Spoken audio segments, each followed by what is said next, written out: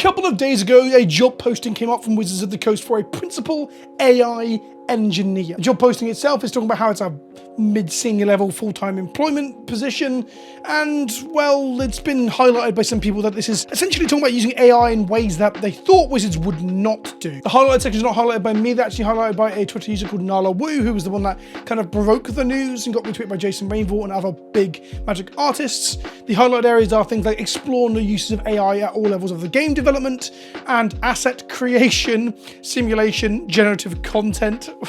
All terms of sound very good considering the problems we've had in the past. And it also says about including LMMs, 2D and 3D content creation and audio generation, understanding the ethical ramifications of using AI in our work and being able to speak to how to ensure ethics are embedded in what we do. In this video, I wanted to talk about this job posting and the reaction to it online, which has been overly negative and for good reason. I want to highlight the fact that Wizards of the Coast have spoken about this stuff previously, and I've covered it in previous videos, which I'll link in the description and the cards for this one. The key question, I guess, which the video may be titled about is, did Wizards of the Coast lie?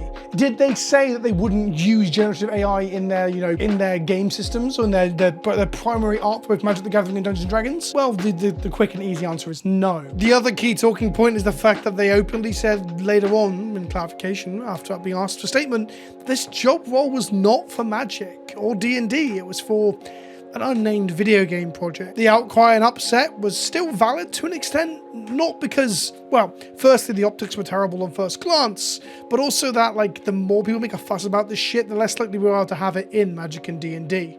I'll talk more about that as we go on, as well as just how I feel about AI shit in general. But before we get into that, if you want to support an iconic and incredible Magic artist and her Kickstarter right now, Magali Villeneuve's Kickstarter is still going with these incredible extended art versions of her classic Planeswalkers, as well as things like the stained glass artwork on the lands from the Dominaria United set, made into both art prints and into full playmats. Art extensions of classic popular cards like Narset, Parter of Veils, I think this one's incredible, as well as Huntmaster of the Fells, her recreation of that artwork in recent time, an extended border version of that. By extended border, I mean it's the old artwork and she's extended the art onto the playmat with her own creation. As far as I understand it, not using AI. If you want to support Magali's Kickstarter, you still can with a link in the description below. They reached out and sponsored this video, or sponsored a video. I don't think they knew I was doing the AI art one, but I am. You can use the link in the description below to click through and get onto the Kickstarter before it closes down and finishes up. They can't run forever. Link in the description below. So Wizards of the Coast got caught with their pants down a little while back by using generative AI assets in some marketing materials for Ravnica Remastered. They originally said that these were not generative AI, and then it turned out they were. They were generated using AI, pretty much using the tools that are available to any consumer using Photoshop. Those tools are available to me right now on my computer. I believe this was a marketing intern or third-party company, had not been completely open and honest about what they were doing with their marketing. I believe Wizards on that front. They didn't explicitly say that, but it was kind of hinted towards. They then made the promise that they wouldn't use the stuff in the art for actual Magic the Gathering, and to a lesser extent D&D as well. Around that time, the New Player's Handbook was accused of being AI art on the cover. Just turns out that the way it was drawn threw people for a loop. The reason people are so vocal about not allowing Wizards of the Coast to get away with just moving to using AI art in their pieces is because Wizards of the Coast, Magic the Gathering and Dungeons & Dragons have all been built on the back of the creative output of real creative artists, whether that be the visual medium that you see on the art of the cards, or as we're going to come to in a moment, the people writing the game systems and the lore and the canon of those stories too. All of this is a combination of human creativity to create games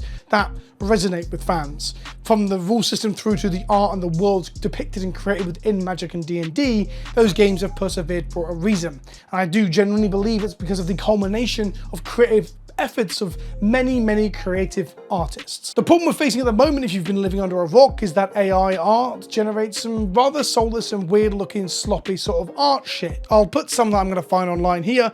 Games Workshop and Warhammer as an online space is really filled with this shit. If you search anything Warhammer now, Google image searches are filled with just random AI slop versions of things that are cheap imitations of existing artwork or art being done by real talented artists. And it's even worse because because a lot of the, I'm going to say it, the grifting right-wing weirdos in that space online will use this shit in their thumbnails or in their videos when they've got nothing else to use. When they introduced female custodians a month or so ago to the previously all-male faction of the custodians in Warhammer, a lot of right-wing chuds got on their high horse to shout about wokeisms and how the wokes are going to steal your soy or something. I don't really quite understand what the fuck their problem was. And a lot of them had never really, they hadn't played a game of Warhammer, they'd never read a Warhammer book, they didn't really give a shit about the IP, the lore, the canon, or any of that stuff. And it really showed when they used like AI generated art that looks nothing like a Custodes. It was just a badly drawn golden space marine with a woman's head strapped to it. That, yeah, I am drawing a really heavy line towards the minimal effort grifter communities online and AI slop, because there kind of is one. And that's not to say, by the way, that I'm completely and utterly 100% anti-AI. If I had to summarize what my stance is in a one-sentence thing, it probably would be that I am anti-AI art. But I also appreciate the fact that AI art tools can help indie developers, people like myself who are like one-man bands with a channel or creative output or similar, to create or edit or change something. Even the generative fill tools on Photoshop are AI-based. You can now also just draw a box anywhere on Photoshop and type in a prompt and it'll, like, Gothic house, and it'll make you a Gothic house. I did it in a call with some of my higher tier patrons when we were discussing this last time. I think in my last video I even did it to try and replicate the ad spot they did for Ravnica Remastered and got a pretty spot on one. It's crazy. But then there's ethical ramifications of those things too. Although they are tools to be used by creatives, whether that be artists looking to conceptualize their art before they fully render it through traditional means or fully creative means using art skills. There's a problem that a lot of the generative creations through things like DALL-E and other similar online models or accessible generative things like Photoshop, for example, it's not exactly clear where they've been trained by. There's actual evidence that a lot of these systems actually are trained upon the catalogs of artists who have not consented to this. So their work has been used to train a model completely and utterly without consent, without any remuneration or support. Now, to get really into the philosophical side of is this okay or not, the often common argument that I saw in my comment section last time is that human beings also train by looking at other art. But I think the idea that a human being looking to imitate, copy, or emulate the skills and techniques of another human being in creating their own process and their own rendering style and their own art is several 100,000 algorithmic steps away from a machine like for like copying you, albeit at an imperfect output. At the moment, it's not so much of an issue because the AI output is generally quite bad. As in, like, you can tell. You can fucking tell. They will often have logical inconsistencies in terms of a bookshelf will go behind a person and it'll just be higher on the other side. Things that seem like they should be easy for an AI to figure out, and I'm not a computer science person, so I can't tell you why they can't, but it seems like they can't. Same for things being placed into mouths, hands, elements of faces, light refraction and eyes. There's all sorts of telltale signs at the moment that may or may not eventually be gotten around by AI improving through its learning models. But all of these learning models are learning from something, and they're learning from the past experiences of artists, whilst meanwhile taking away artists' work. And by the way, I'm going to get to the artist job, engineer, post thing, which I think is ultimately something that I don't really have a huge amount to say, but it got me thinking a lot on this topic again. I will get to that more in a moment, but I just wanted to lay out a bit more of my thoughts around the AI thing, because last time a few people said I just didn't really go into it enough in my last video. The other thing that's been coming up is this idea, or the counter criticism to my previous points were like taking jobs away is a natural progressive element of technology coming in. The Industrial Revolution and similar cause a lot of people to lose jobs. It's just a part of more efficiency being brought about by technology. And to that extent, I do agree. However, I don't necessarily think we should have to do that if it's going to damage the quality of the people who previously had those jobs. Hear me out here. We do work in a system, a capitalist system, where profit is the primary goal and the welfare or the life quality of the individual under the system that is not necessarily your child or whatever doesn't fucking matter. So things like AI will come in and they will look to shorten down the timeframes in which things are made and more efficiently and cheaply and cost efficiently make things, thus to increase the profit margins of companies at the expense of the people that may have done those jobs previously, whether that be call center workers or artists. And to that I say, it's shit. That is not something that I can moralistically get behind. Now, The exact answer to that, as these progressions in technology come along, I don't have the answer for. I guess really it's trying to figure out a system where we aren't just beholden to shareholders in a free market in which profit is more important than people. But that's more a philosophical or more, I don't know, systemically political point that needs to be amended elsewhere. If we could work on that collectively as a society and a culture, then these issues would become less impactful or important or difficult to maneuver through, right? In many ways, learning models and generative AI that learns or is trained off of the uncompensated work of others is like the fucking end goal of capitalism. It is like the logical extreme where we just grind down everyone's effort to create output and product for profit, whilst the people that it was trained off of just fucking scramble around the dirt. It's rather dystopian. If we had social security nets, if we had universal incomes, if we had the ability to allow people to pursue entertainment and art and those kind of cultural exports through patronage and similar, which we, well, I guess I do with a Patreon, but that's not the point I'm getting at. If we had those elements in place, if we were the futuristic utopia of Star Trek, for example, then perhaps we wouldn't have this issue. But in fact, we do. And that's when I come to companies like Wizards of the Coast who've built their fucking legacy on the progress of human art and human beings being creative within those arts. That is where they've gotten to where they are now. Without that, they never would be there. For them to then consider dropping that shit to use what I'm going to keep calling AI slop, something soulless, something not produced through a human being, that doesn't sit well with. That said, this job posting isn't that yet. They aren't doing that. Go back to the original part of the video, the title of the video, they haven't lied. They haven't used any of this, to our knowledge, in the, I'm going to say first party or the forefront of Magic art or D&D art. They have used it in marketing materials, but nothing else. In addition to that, Wizards of the Coast have made a statement. They actually responded to comicbook.com trying to reach the enforced statement. They said, our stance on AI hasn't changed. This job description is for a role for future video game projects. You can reference our AI FAQ here. And if you look at the generative AI FAQ, it's still as it was. The core of our policy is this. Magic and D&D have been built on the innovation, ingenuity, and hard work of talented people who sculpt these beautiful creative games. As such, we require artists, writers, and creators contributing to the Magic TCG and the D&D tabletop RPG to refrain from using AI generative tools to create final Magic or D&D products. At present time, they're still holding the stance that they were holding previously. The outcry and the outroar was perhaps merited. That's the one I'm going to end the video on. But it wasn't this time, because this was for video games. Now, I guess the language that is a problem here is exploring new uses of AI for all levels of game development. The optics on that sound fucking terrible, because all levels of game development does include creating the art assets that go to customer, facing them on your products that are meant to, you know, have the human ingenuity built into them as part of the tapestry of the play systems that we play. In many ways, this posting for a job for an AI engineer was fucking inevitable, because the AI boom has not quite truly burst. So it was inevitable that Wizards of the Coast and Hasbro would look to employ more people to help them mine this rich vein of current hype. And again, it's not a surprise. I did a video on it because people weren't talking about it, but Chris Cox, he said openly, we will use AI in the future to develop game systems and similar. To that end, credit where credit is due, that Wizards of the Coast and through Magic and Dungeons & Dragons have made a commitment that they won't use generative AI in their art assets and their front-facing products that come to the consumer. That is an ethical stance that I think we should actually applaud. And part of this conversation, a part of this outcry and this uproar about these kind of things should be us all standing up and going, yes, do that. You're doing the right thing. Please carry on doing the right thing.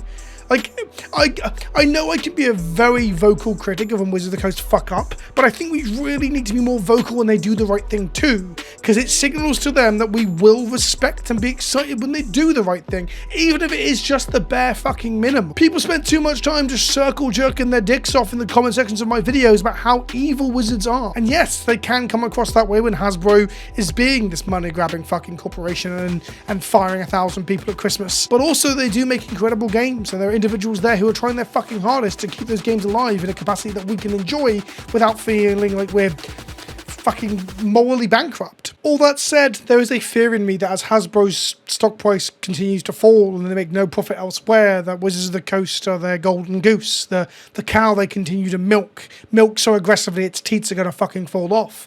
And then, in a pursuit of making the line go up and the profit margins ever increase, it'll be much easier to create AI slop than it will be, or to say easier, it'll be cheaper to create AI slop than it will be to pay real artists. So I do fear there may be a pressure in future to get rid of this FAQ, to amend it, to change stance and position and go whole hog into the cheapest, most cost-efficient way, because that's what a corporation like Hasbro, a capitalist entity, kind of has to do within the current system. And that's why uproar and upset and community displeasure is important, because it gives us at least some way of voting with both our wallets and our online social media mouths. Hasbro are in trouble as a company. Their share prices show it. Their fucking annual reports show it. Wizards of the Coast is the only thing really bringing them into huge amounts of money. So they will, in desperation, break promises eventually, whether that be this one or the reserve list. But ultimately, if they're using this stuff to create little fucking wikis where you can ask lore questions about magic into them through some sort of LMM magic model,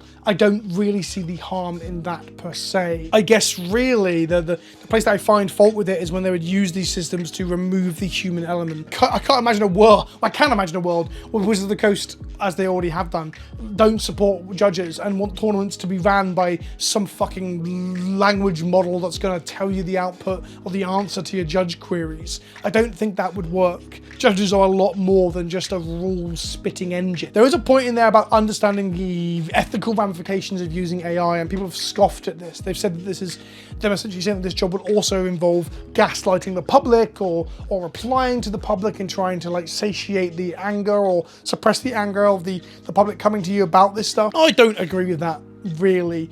There is an element that if you are to engage with AI, if it is a thing that will stay around and be part of work processes going forward across many an industry, then there will need to be individuals in your company that think about the ethics and the safety and reputational risk even of using these things within company. If anything, it's good that they're actually bothering to consider having someone whose job it is to consider those things. Because the alternative is they have no consideration for this and they're just fucking full steamroad ahead. That said, how much they care about the truly ethical elements of it, the truly philosophical side of it, that is about human beings and the spark of creativity, versus can we copyright this? Will it hold up in a court of law? Are we actually fucking ourselves over long term? I think this job role and that kind of expertise is probably pertaining to the latter more than the former.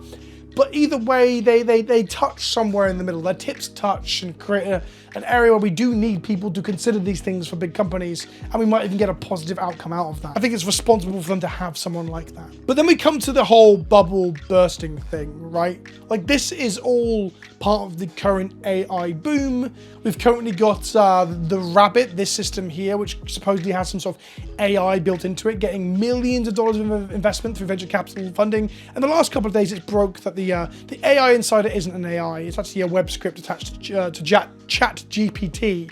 So it's all a lie. It's being heralded as a scam.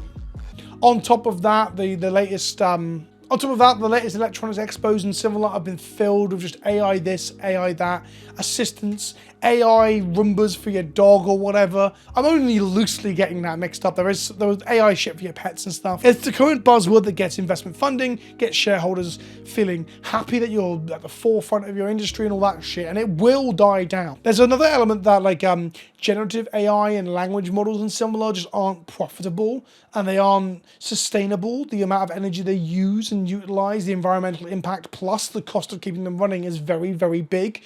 And without outputs that create value and create profit for the people investing in them, they won't keep that investment for long. I've seen it compared to conversations around YouTube and similar platforms that we're probably watching this video on right now, where those platforms haven't turned a profit or only just started to turn a profit or similar after like tens of years of being in use. However, something like YouTube provided such an incredibly unique service to human society and being such a massive, massive web host that it's a little bit different to the third or fourth language model that'll write a really bad CV for you. It's really hard to monetize those things we'll probably see that as the next step, is like really like scrambling to monetize language models with ads in after every fucking response from things like ChatGPT and similar stuff like that, or just making them completely only accessible via people willing to pay for them. Only problem is that the reason AI has got such a boom is because the average consumer can log in and be mildly impressed with the initial chatbot response from the language models. If you put that behind a paywall, most people won't give a fuck. Your dad won't suddenly be trying to write up a business plan for his fucking Fortune 500 company that he aspires to make at the age of 50 using ChatGPT. That sounds like a very specific example. I'll actually change some of the details. The person who's saying they're going to do that with me, or telling me they're going to do this at a party, they were much younger than 50. It was fucking embarrassing. So long story short, AI tools are important and going to be a part of everyone's workflow in time. It's just kind of an inevitability. At least the lower end ones that don't use a lot of resources. The large language models and these big AI systems that can't turn a profit will not be funded forever. They're going to struggle. The job posting, it was an inevitability after Chris Cox's comments a few months ago. I think it was 2 months ago that I did the video. So again, I'm just not surprised. I can't muster much of a surprise. And on top of all that, let's be clear, they've said quite specifically this was a job posting for work in video games. Again, we'll conjecture here, we'll probably see some stuff like this moving forward in some sort of associated parts of D&D and Magic, but at the moment, this is a video game job posting. And I guess I should quickly, as an aside there, not just like say, oh, it's video game, therefore it's completely okay. That isn't necessarily the case. It's just that creating generative materials in a rendering engine to be able to manifest a map, for example, or similar, is a little bit different to creating card art or splash art or focal art or other similar things like that. I don't think that generative AI art on the front covers of games and in splash arts is okay. That's not what I'm saying. I'm saying these tools have a bit more of a home when you're trying to run like some sort of large game system inside a computer.